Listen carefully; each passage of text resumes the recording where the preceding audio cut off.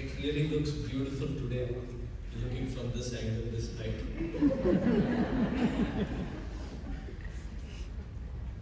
Thank you all for coming in here. It's actually a very beautiful evening. I don't remember when in past December was this pleasant.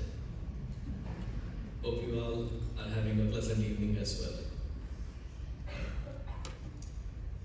Let me first start with an invocation and then we'll proceed into the day. Om Sahana Bhavatu Sahano Bhunaktu Sahaviryam Karavavahai Tejasvinavadhitamastu ma vidvishavahai. Om Shanti Shanti Shanti. Hari Om and welcome. Both, actually three groups that have presented. The first one was the Swaranjali, then the Bhajan Sandhya and the Natyanjali. They have done an amazing job. They really did.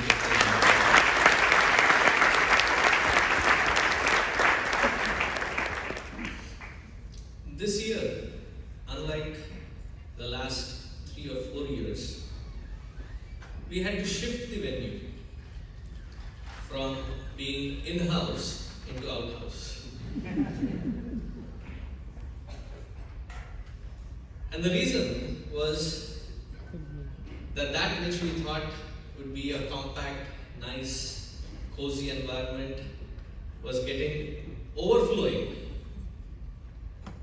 Because there were so many new families that have joined in,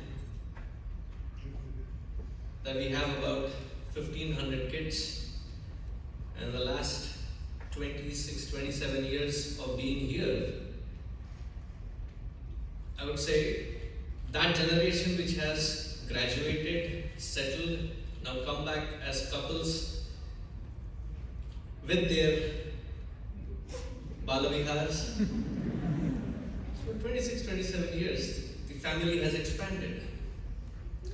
So it's about time that whenever there is such a change that happens, that a generation is changing, we have to do what in Sanskritam it is called Simhavalokanam. It seems when the lion goes out for a hunt from its den, so it marks the direction. Once in a while, it turns around. It turns around and gazes in the back, and then into the front, and then realigns itself if it is in the direction that it wanted to be in.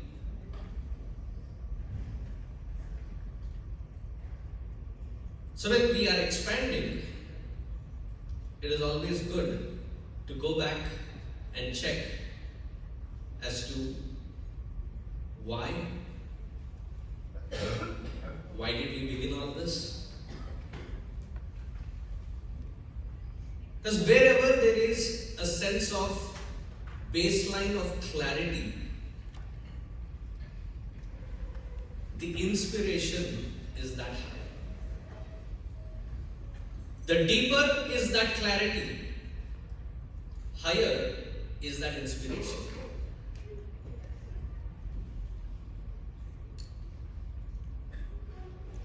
I usually use 3 words here. The first one would be instigation. You end up doing something, but then it is either for that person who has instigated you for their own hidden agendas, or lack of wisdom that you jumped in and did something that doesn't lead to something good as an experience, but you end up doing it anyways. And then you say, I didn't pay attention, I was not focusing, I got instigated, I got manipulated. The second one is when we get the enthusiasm. Now that enthusiasm is when you see a bunch of people, when you see a group of environment, and being in there, you feel some infused sense of surge of energy. But as soon as you are out of it, what happens? Yatha sthanam pratisthapayami.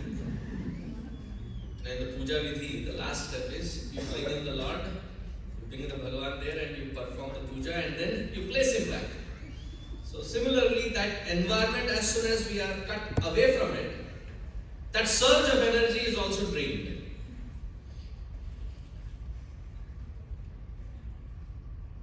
You feel it, but it doesn't, it is not something that it is long lasting, sustained. But then, that moment of inspiration when it sets in, that individual whose intellect is infused with that inspiration does not have to look around, does not have to stop, does not have to re-visualize.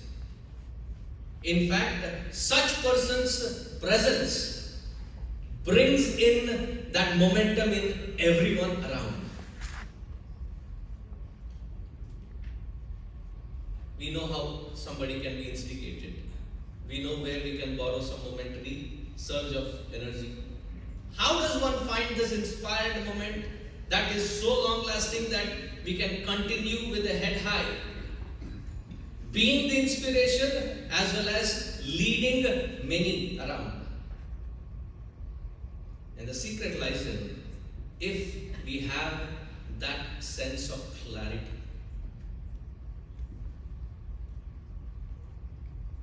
Sense of clarity then becomes a conviction.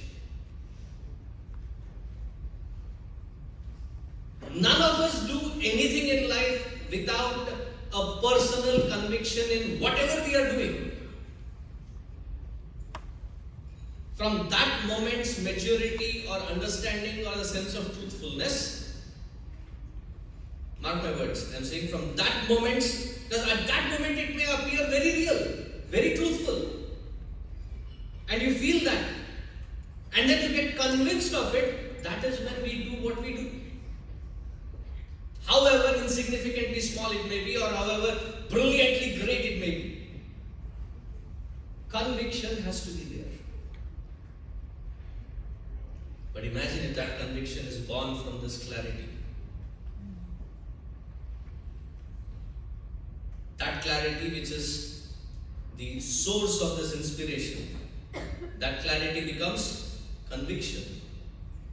And conviction becomes the commitment and courage. And this commitment and courage adds the power to our will. Otherwise, many of us have will. A very old saying, where there is will, put my name in it. Fundraiser, right?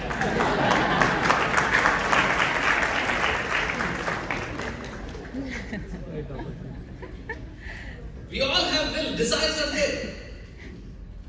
But they remain only as desires because it has to be backed up by power, and that power is in this secret of clarity.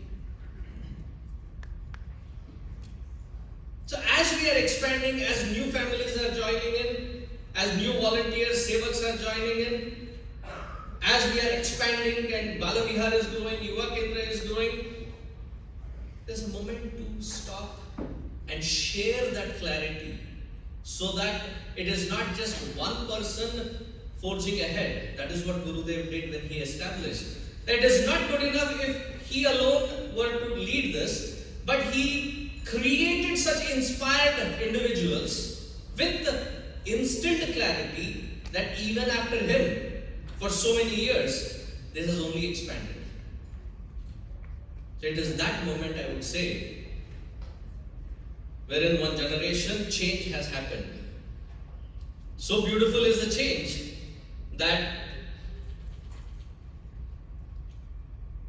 our own who grew up right in front of us, that generation has grown to come back with a responsible commitment to this very path that they have dedicated their lives. I'm talking of Hari Chaitanya and Darsana Chaitanya.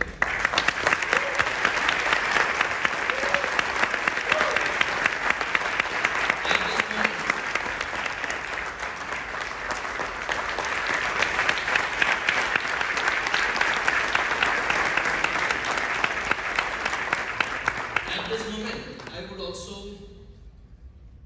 offer my humble pranams and thanks to the inspiring families, both Hari Chaitanya's parents and Archana's parents, if they can stand up.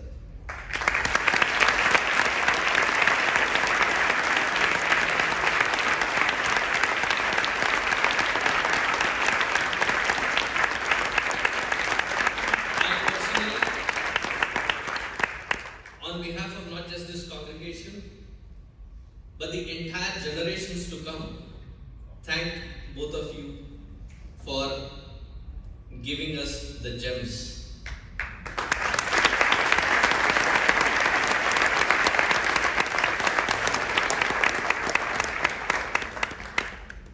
See, that is the clarity when it touches one. It inspires for the highest, nothing less. So what is that clarity that is inspiring generations after generations? What is it that Gurudev kindled? This, that which we call as Vaidika Samskriti, Sanatana Dharma, today known as Hinduism, has stood against oppressive environments for not 1 or 200 years, but for a millennium and a half. The Mughals came, the Islamic invasions happened, the Dutch, French, Portuguese, then the British. Can you imagine? There are societies, there are civilizations that have been wiped out clean with a fourth attack on their civilization. When I can read out the entire history, the Greek, the Roman, the Mayan, the Aztec, the Mesopotamian, 4 attacks on them. It may have lasted for a while. They were wiped out clean. In spite of such oppressive forces, what kept us together? What kept us moving forward is this thread. And that Gurudev realized when he reached to Swami Shivanandaji, read it under him, wanted to further pursue it, reached to Swami Tapona Maharaj. Yesterday was Gita Jayanti, which happens to be Swami Tapona Maharaj's Jayanti as well. So reached at his feet, studied under him, and that the surge of inspiration which has different kinds of impact. Swami Tapona Maharaj was inspired to lead a complete secluded lifestyle. The same knowledge inspired Puja Gurudev Swami Chinmayanandaji into coming back and bringing this knowledge. Whatever be our ways of conditionings that we have grown up in, evolved into, to finally be free from all of these conditionings, it is only this knowledge that which is enlivening life force within each one of us is the highest. Now that knowledge, given in various formats, in the elementary school level, in the form of stories, in the middle school, in the form of values, ethics, morals, in the high school, in the same knowledge given in the format of how pragmatic it is to apply it in our day-to-day life. In every walk of life. So moment to moment, we have to look, pause, reevaluate. Am I going on the same path? Because there are definitely enough organizations, different great institutions that give different aspects to the society, but the knowledge, very rare, and I'm proud to say Chinmay Mission stands there on the top.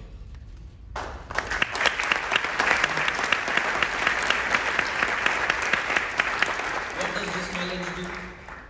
This knowledge releases from every sort of conditioning, and such person who is released and relieved from alone can find peace, alone can find that happiness in life.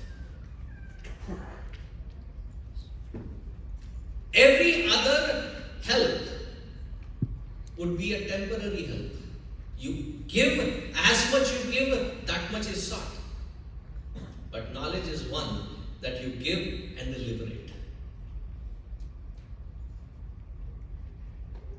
I'm only glad, and I repeat it every year, that to do this generation after generation to the next group of children, I alone cannot. When I go to the other centers, when they ask me how many Balavihar children in Dallas, I tell them that we have about 270. And there's 270 kids. I said, no, we have 270 teachers.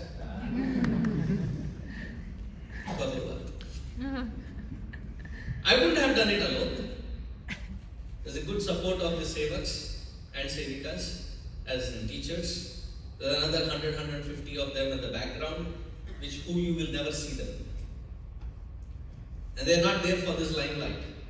They're there because they believe, they understand that this knowledge has to be given as much as they have benefited to the next generation.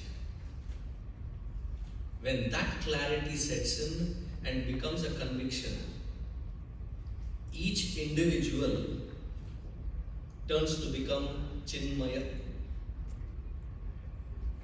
The very root word of the word Chinmaya means endowed with, empowered by knowledge. Chit means knowledge. Maya, filled with, liberating from all these conditionings, lifted up by this knowledge of the self. Such individuals become the very source of that joy and happiness into that world wherever we are integrally a part of. So when Gurudev started this, his vision was that there are two kinds of people in this world. One who come to bring happiness and one who leave to give us happiness. So he wanted to create that society wherein you come and you bring that source of happiness being yourself.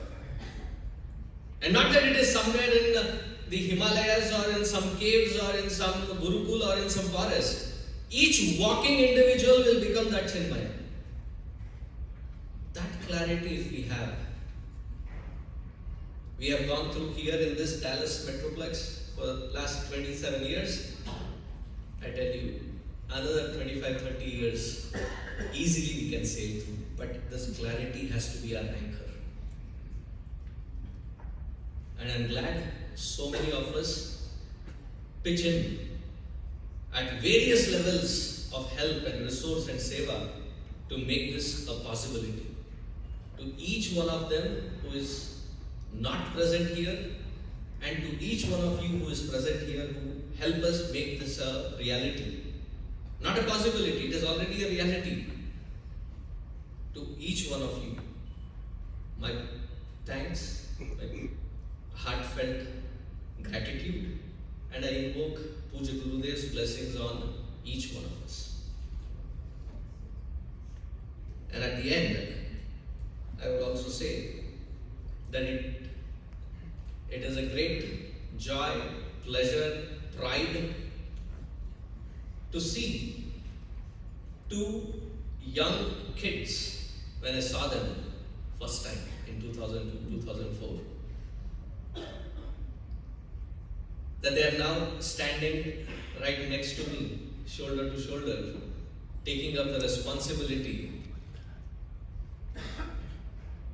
that when they said that they wanted to do Vedanta in the Brahmachari training course in Bombay, I said, first let that knowledge touch you, and then we will decide what kind of line you would go into. But within a year, both of them said, this is too good to be, to be left alone. We don't want to. And both of them came back as Hari Chaitanya and Archana Chaitanya. And there's a lot of stories that I can share. And both of them are like, nah. Good ones, I thought. But I'll save them for some other day, because our AV team has put in an effort to introduce them to this congregation. But before they can hear that, can I invite Hari and Archana to the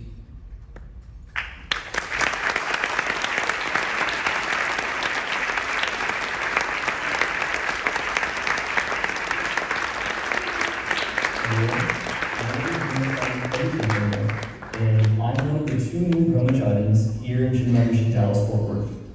But I'm no stranger to Dallas. I like to think that I'm a very, very adventurous person. So I was born in Collin County, I was raised in Collin County, went to high school in Collin County, and when I got to college, I went to UT Dallas, which is right on the border between Collin County and Dallas County. And my first job was also in Dallas. So I like to think that I'm a journeyman, well-traveled and very adventurous. So how did my journey with Chinmaya Mission begin? Well, when I was 5 years old, my parents enrolled me in the Balvihar program here at Chinmaya Mission Dallas. And because of their support, because of their commitment to Chinmaya Mission and the Balvihar program, I went through all 13 years of Balvihar. And upon graduating, I really got close to Puja Swami Sarveshananji. And at his suggestion, I started teaching Balvihar and became an active Chinmaya Yuva Kendra member. But the real turning point in my spiritual journey came in 2013, when, under Puja Swami Sarveshananji's guidance, I attended the first batch of the Youth Empowerment Program in America. And that was an incredible experience. It was just 2 months long that we spent in Sandipani Krishnalaya in Piercy, California. Yet that introduction to Vedanta and that introduction of the life I could live was invaluable. And from there, I was inspired, and eventually, I attended the 17th batch of Chinmaya Mission's residential Vedanta course in Sandipani Sadhanalaya in Mumbai. And there, under the tutelage of Swami Bodhatmananji, I had the great opportunity to learn scriptures and really see what kind of a life I wanted to live. And it's only because of the love of my parents, of Puja Gurudev's inspiration, and Puja Swami Sarveshananji's guidance that I'm able to serve here. And coming back to Dallas to serve, the place that made me, the place where I grew up, where I have my roots, where so many awesome relationships I've made throughout my life, to finally come back and serve the people here is an experience like no other.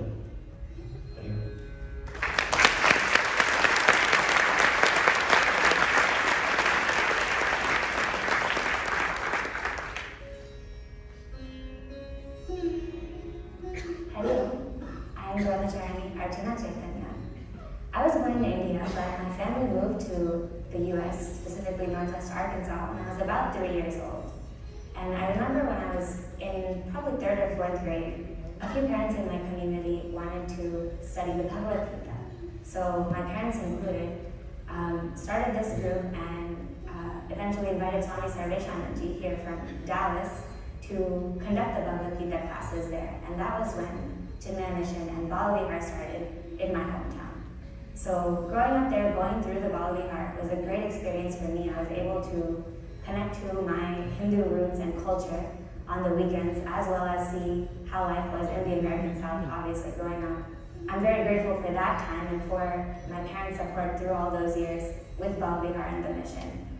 After high school, I went to my first Yuva Kendra camp in college, and that was where I was able to see mission's presence globally, and also my own peers going through college and joining the workforce, studying more about Hinduism and Hindu scriptures while growing up in this Western environment.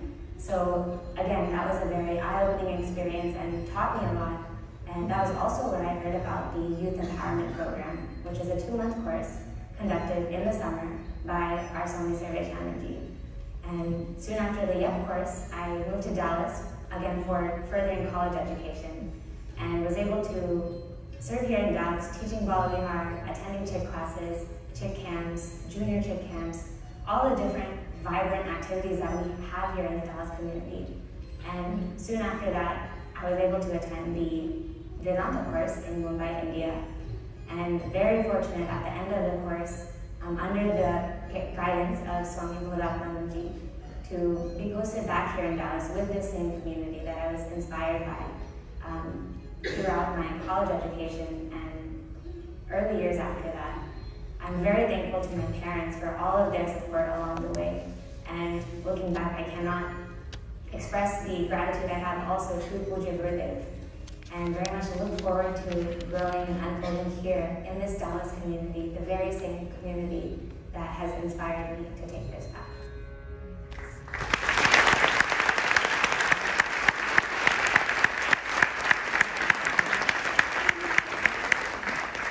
I'm going to ask Swamiji and Brahmacharis to remain on the stage.